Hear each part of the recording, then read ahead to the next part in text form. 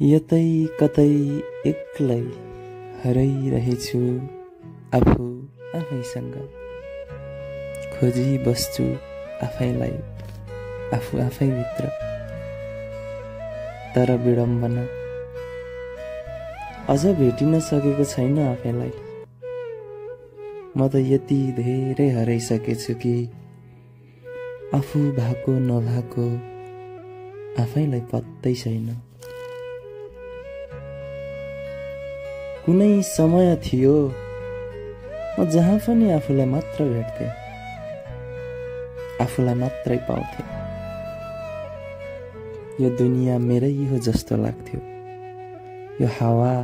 मेरै लागि चले जस्तो नदी मेरै निम्ति बगे जस्तो फुलहरू मेरै लागि फुले जस्तो गीतहरू मेरै लागि बजे जस्तो साँच्चै यो संसार नै रमाइलो लाग्थ्यो त्यो बेला मसँग सब थोक थियो खेल्नलाई साथी पढ्नलाई स्कुल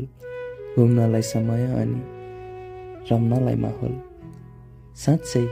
जीवन साह्रै सुन्दर थियो तर समय सधैँ एकनासको कहाँ हुँदो रहेछ र अहिले त मसँग एक्लोपन बाहेक केही छैन खेल्नलाई साथी छैन रम्नलाई समय बस छन् त केवल विगतका मिठा यादहरू